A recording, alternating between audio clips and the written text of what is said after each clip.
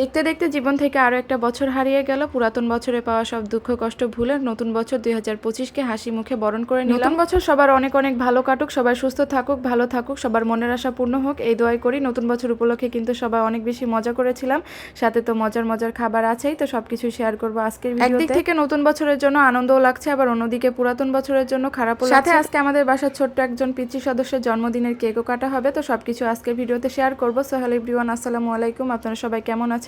শুরুতেই জানাই সবাইকে নতুন বছরের অনেক অনেক নতুন বছরের জন্য সবার জন্য অনেক অনেক দোয়া রইলো, ভালোবাসা রইলো। তো সকাল থেকেই কিন্তু ভিডিওটা শুরু করেছি। সকালে ঘুম থেকে উঠে বিছানাটা গুছাই নিছিলাম, আর বাইরে কিন্তু খুব সুন্দর ঝলমলে রোদ উঠছে। এরকম মিষ্টি মিষ্টি রোদ কিন্তু শীতের সময় কিন্তু অনেক বেশি ভালো লাগে, কিন্তু গরমের সময় তেমন একটা ভালো লাগে না। তো চলে আসলাম দুপুরে রান্না বান্না করতে। এখন তো সকালে ঘুম থেকে উঠে আগে দুপুরে রান্না বান্না বসাই দিতে হয়, যেহেতু গ্যাস থাকে না।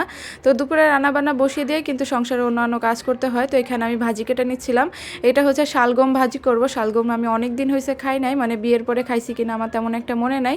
বিয়ের আগে তো অনেক খাইতাম, আমার আম্মু দেখতাম এগুলো হচ্ছে বড়ি দিয়ে, মানে কুমড়ো বড়ির সাথে মাছ দিয়ে ঝোল করতে অনেক বেশি মজা লাগতো, বিশেষ করে শীতের সময়।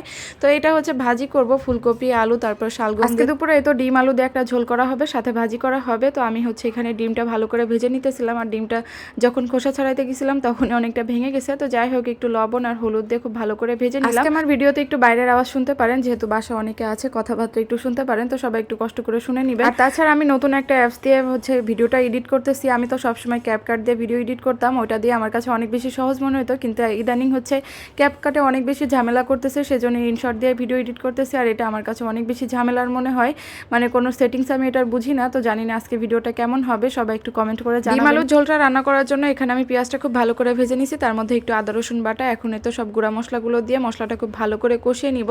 এভাবে ডিম আলুর ঝোল রান্না করলে কিন্তু আমার কাছে অনেক বেশি ভালো লাগে। আর আজকে নতুন কড়াইতে রান্না করতেছি, এই কড়াই তো সবাই কম বেশি ভাইরাল একটা কড়াই। আমার মনে হয় যারা রান্না বান্নার ভিডিও করেন তাদের সবারই একটা করে এই কড়াই আছে, তবে আমার কিন্তু ছিল না, তো আমি নতুন এটা কিনছি। মানে অনেক দিন থেকে ভাবতেছিলাম কিনবো কিনবো, কিন্তু কিনাই হচ্ছিল না। এই কড়াইতে রান্না করতে কিন্তু বেশ অনেক বেশি ভালো লাগে, মানে একটু ছড়ানো কড়াই, নাড়াচাড়া করতে বেশ ভালো লাগে, আর ঘুটানাটা করতে কিন্তু অনেক বেশি মজাও লাগে। তো আলুটা আমি সিদ্ধ করতে দিয়ে এদিকে কিন্তু সকালে নাস্তাও করে একটা কলা আর একটা পাউরুটি খেয়ে নিছিলাম। তো এটাই ছিল সকালে নাস্তা। সকালে তেমন একটা ভারী খাবার খাওয়া হয় না। এদিকে আলু কিন্তু ভালোভাবে সিদ্ধ হয়ে গেছে। চুলায় আমি ফুলকপিটাও সিদ্ধ করতে দিছিলাম, যেহেতু ফুলকপিটা ভাজি করবো। আর ফুলকপি ভাজি করার আগে এভাবে একটু ভাপ দিয়ে পানিটা ফেলে দিলে তাহলে আমার কাছে বেশি ভালো লাগে। তো এদিকে কিন্তু হচ্ছে ঝোলের পানি দিয়ে তারপর আমি ডিমগুলোও দিয়ে দিলাম, লাস্টে একটু ধনিয়া পাতা দিয়ে তারপরে হচ্ছে নামিয়ে নিব। এই রান্নাটায় ধনিয়া পাতা দিলে আমার কাছে অনেক বেশি ভালো লাগে। যেহেতু ধনিয়া পাতার সিজন, সেজন্য কম বেশি সব রান্নাতেই কিন্তু ধনিয়া পাতা দেওয়া হয়, শুধুমাত্র মাংস বাদে। তো এদিকে কিন্তু আমি ভাজিটাও করে লাস্টে কিছুটা ধনিয়া পাতা দিয়ে একদম ভাজা ভাজা করে তারপর হচ্ছে নামিয়ে নিব। তো এটাই ছিল দুপুরের রান্না বান্না, যেহেতু রাত্রে আবার রান্না করতে হবে, সেজন্য এটাই হচ্ছে দুপুরের রান্না বান্না করা হয়েছিল। আর সন্ধ্যার পরে এই তো হচ্ছে মাংস ম্যারিনেট করে নিতে। এখানে টক দই, চিলি সস, সয়া সস, তারপর হচ্ছে টমেটো সস, পরিমাণ মতো লবণ, শুকনো মরিচের গুঁড়া, হলুদের গুঁড়া, তারপর বারবিকিউ মশলা, আদা রসুন বাটা সবকিছু একসাথে দিয়ে তারপর কিছুক্ষণ ম্যারিনেট করে রেখে দিবে। এটা যদি সকালে ম্যারিনেট করে রাখা যেত তাহলে অনেক বেশি ভালো হতো, তবে যেহেতু আগে থেকে করা হয়নি সেহেতু হচ্ছে আধা ঘন্টা আগে এটা করে রাখা হয়েছিল। মাংসের বরফ ছাড়তে অনেকটা সময় লাগছিল, সেই জন্য। তো এখন ম্যারিনেট করে রেখে দিবে, রাত্রে তারপর ভাজা হবে। যেহেতু নতুন বছর এটা তো করতেই হয়, তাছাড়া বাসায় যেহেতু অনেকে আছে সবাই মিলে এগুলোর হচ্ছে আয়োজন করছিল, অনেক বেশি ভালো লাগতেছিল। মানে সবাই মিলে যদি কোনো কিছু করা হয় না তাহলে কিন্তু অনেক বেশি ভালো লাগে, আনন্দ লাগে। এগুলো হচ্ছে আপুই ভেজে নিতেছিল আর আমি দাঁড়িয়ে দাঁড়িয়ে শুধু ভিডিও করতেছিলাম। তো দুই চুলায় কিন্তু দুইটা তাওয়া বসা দিছে, মানে একটা তাওয়া আর একটা ফ্রাই প্যান। এগুলো যদি কয়লা দিয়ে করা হতো তাহলে অনেক বেশি ভালো লাগতো, মানে কয়লার যে একটা পোড়া পোড়া ফ্লেভার ওইটা কিন্তু অনেক বেশি ভালো লাগে। তো যেহেতু কয়লা দিয়ে করা হয় নাই, তো বাসায় কিন্তু এভাবে হচ্ছে চুলায় ভেজে নিতেছিলাম। তারপর সবকিছু ভাজা করা শেষ করে তারপর এখন এই তো সাদে চলে আসছি। দেখতে একটা বছর যে কিভাবে চলে গেল বুঝতেই পারলাম না, মানে চোখের পলকে মনে হয় যে এই বছরটা পার হয়ে গেল। এই তো কিছুদিন আগে 24 সাল শুরু হলো, আবার এর মধ্যে তো শেষও হয়ে গেল, 25 সালও চলে আসলো। তো এখানে কিন্তু পোলাপান অনেক বেশি মজা করতেছিল, বাজি ফুটাইতেছিল আর অনেক বেশি আনন্দ করতেছিল। আমাদের এদিকে তো মসজিদেও মাইকিং করা হয়েছিল যাতে করে এগুলো না করা হয়, কিন্তু কে শোনে কার কথা, পোলাপান তো শুনবেই না। তো সবাই কিন্তু ফাটাইতেছিল। তবে অন্যান্য বছরের তুলনায় এবার একটু কমই ছিল, কারণ অন্য বছর তো ফানুসের জন্য আকাশই দেখা যাইতো না, তবে এবার ফানুসটা অনেক কম ছিল, মানে কয়েকটা ফানুস ছিল, তাছাড়া বেশিরভাগ বাজিই ছিল, তবে অন্য বছরের তুলনায় অনেক কম।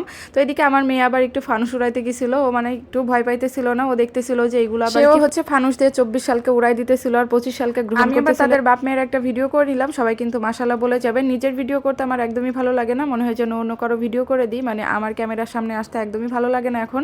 তো এখানে সবাই মিলে আবার একটু তারাবাজি ফুটাই নিতেছিলাম। এগুলো ফুটানোর সময় তো বড় ছোট সবাই মানে একদম বাচ্চা হয়ে গেছিলাম, সবাই একসাথে এগুলো করতেছিলাম। আমার মনে হচ্ছিল যে এগুলো একটু বেশি হইলে, এটা ধরানোর কয়েক সেকেন্ডের মধ্যে এটা আবার নিভে যায়, মানে ঘোরানোরও সময় পাই না, আর একটু বেশি হইলে বেশি ভালো হতো। তো সবাই সবাই কিন্তু এখানে কারাকারি শুরু করে দিছিল। সবকিছু শেষে এখানে হচ্ছে বার্থডে বয় এখন কেক কাটবে। ওর জন্মদিন ছিল আসলে বৃহস্পতিবারে, তবে ও তো আমাদের বাসায় ছিল না, যেহেতু আজকে সবাই একসাথে হয়েছি তো আজকেই কেকটা কাটতেছিল।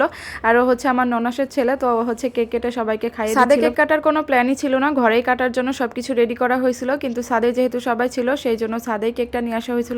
অনেক ভিডিও আমি অ্যাড করতে পারিনি, কারণ ভিডিওটা অনেক বেশি বড় হয়ে যাবে, সেই জন্য কাট করে অল্প কিছু ভিডিও এখানে অ্যাড করে দিছি। তারপরে এখন এই তো নিচে চলে আসছি, এখন হচ্ছে রাত্রের খাবার খেয়ে নিব। রুটিগুলো বাইরে থেকেই নিয়ে আসা হয়েছিল। তো আজকের মতো এখানেই বিদায় নিচ্ছি। সবাই অনেক বেশি ভালো থাকবেন, আমাদের জন্য দোয়া করবেন। আল্লাহ হাফেজ।